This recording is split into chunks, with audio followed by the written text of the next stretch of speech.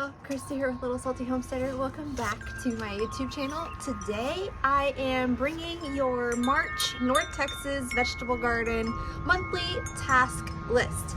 Now usually whenever I do these, I like to break it down into the stuff that you need to shop for, the stuff that you get to plant, and then of course the maintenance tasks that you want to be working on throughout the month. It's very windy, so I do apologize.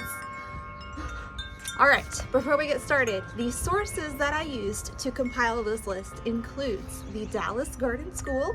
Her dates very closely align with my dates, so I tend to follow her schedule pretty closely. The second source is going to be the gardening book that Neil Sperry has written. He has monthly breakdowns of everything that you need to be working on for the month, as well as plant care and troubleshooting and lawn care and all those different things. And then the final source that I used for this list for this month is the Collin County Master Gardener checklist that they published with the help of the the Texas A&M AgriLife Extension. Excuse me. So for your shopping list, you're gonna want to get a couple of soil care things. So if you need to top off your containers, your raised beds, your green stalks, you will want to go ahead and purchase any sort of potting soil or soil that you need. Additionally, you will need to purchase compost as an amendment for any gardening style that you have, whether it's in-ground, raised beds, containers, a mix, what have you. You'll also want to go ahead and pick up any fertilizers that you need. That includes liquid and granular. And then to top off all of your plants once they're planted, go ahead and procure your mulch. Now I use a mix of wood mulch in my flower beds because they're in the ground and it kind of helps to keep the soil from eroding. And then I use straw mulch in the rest of my growing spaces. Whatever kind of mulch you use is obviously up to you. That's just what I use here at my house. I'm located here in North Texas in Collin County, so anything that I give you for your checklist for the month of March should apply to most of North Texas, as well as into Central and possibly even South Texas. Now, I did verify that my last estimated frost date is going to occur around March 18th. However, I am keeping an eye on the weather now so that all my little transplants that are on the list for this month, I can go ahead and start bringing out and kind of start hardening off, or I can get them up potted, or some stuff can go ahead and be transplanted into the beds as long as the weather is cooperative. So, outside of the shopping list, the planting list following this frost date that I just provided you, by seed. You can still plant beets and carrots early in the month. Later in the month, you can plant out your beans by seed, and that does include bush, pole, snap, and lima beans. So all of your different types of beans can be planted towards the end of the month if that threat of frost has passed. Additionally, you can plant cucumbers, melons, and squash if that frost date has passed. However, I am going to wait until around April 1st for any of those items by seed that I'm going to be planting. I am starting some indoors as transplants that will be transplanted out also in April. But if your weather is cooperative and it warms up really quickly, feel free to direct sow those melon, cucumber, squash items towards the end of the month. For transplants, this is a big list, y'all. March is a very busy planting month, so it's super exciting. Spring is coming, temperatures are warming up, you're gonna start to see color pop up on the trees, your grass is gonna start turning green. Spring fever is probably hitting you already and you're ready to plant the garden. So in terms of things that can be transplanted out, you can transplant cool season annual flowers like petunias, calendula, alyssum, and foxglove. That's not an all-encompassing list. That was just a few examples that I threw on here.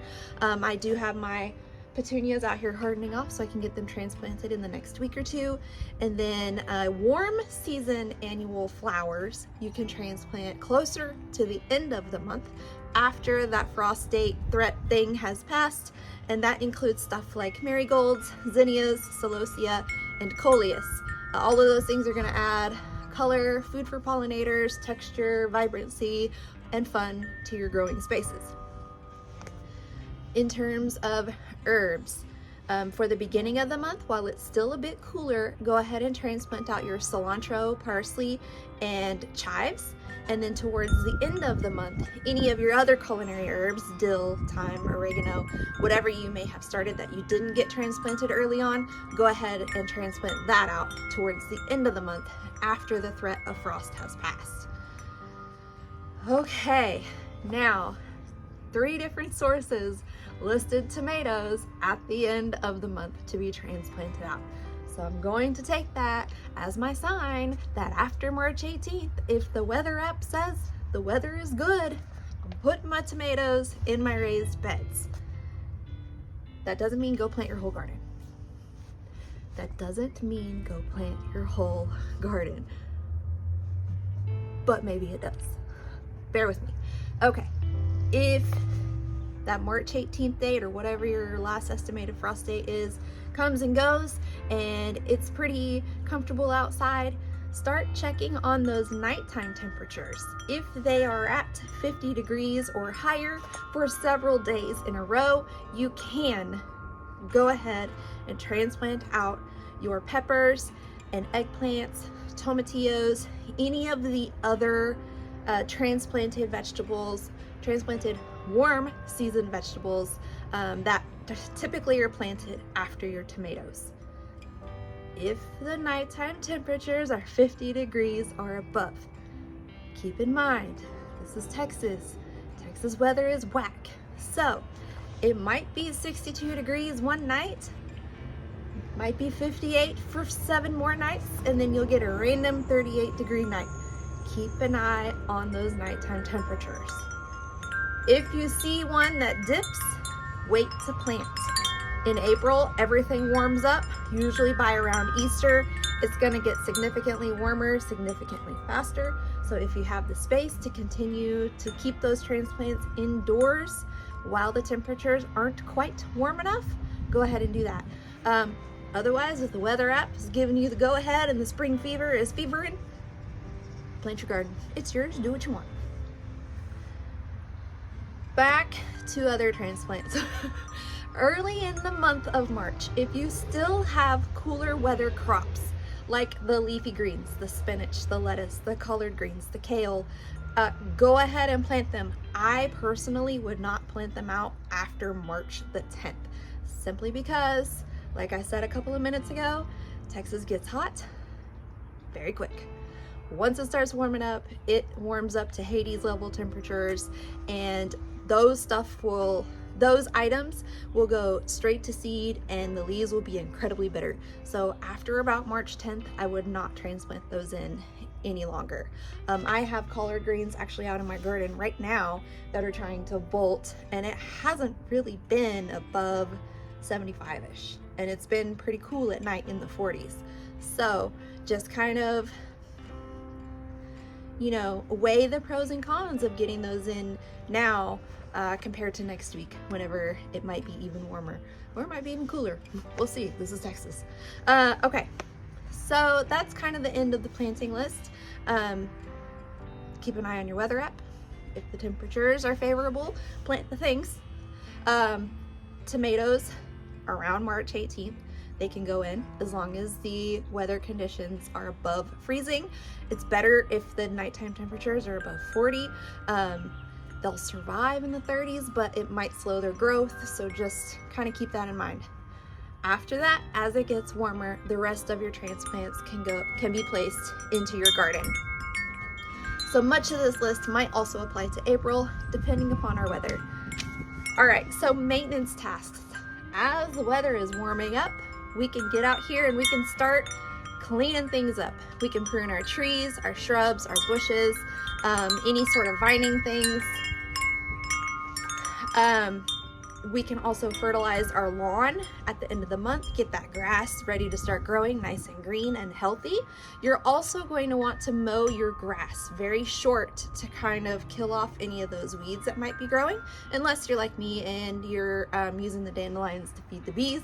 Otherwise, cut your grass really short to kind of deter the growth of weeds. You can fertilize all of your winter and spring annuals. That does include your tomatoes and stuff that you're going to transplant out later in the month. You will also want to go ahead and check your irrigation for any leaks, damaged sprinkler heads, stuff like that. You'll want to adjust your watering schedule to ensure that you're not watering too frequently or too infrequently. As it warms up, of course, things will dry out faster, but you do want to make sure that you're not watering too heavily too soon. Additionally, if you are a gardener who also likes to watch the birds and attract them in, go ahead and refill your bird feeders and clean out any bird houses that you may have around. I don't have any simply because we have a tendency to get rodents, so I don't want to put anything around that is going to be a haven or an attractant for them, because since we have so many new houses being built, they're just kind of going wherever they can scrounge up any type of food items. But if you're not worried about rodents, feed the birds. And then the last thing, if you have any garden tools that need to be sharpened or cleaned, this includes your hedge trimmers or your spades or your shovels, go ahead and get that taken care of before you need to heavily go out and use them within your yard.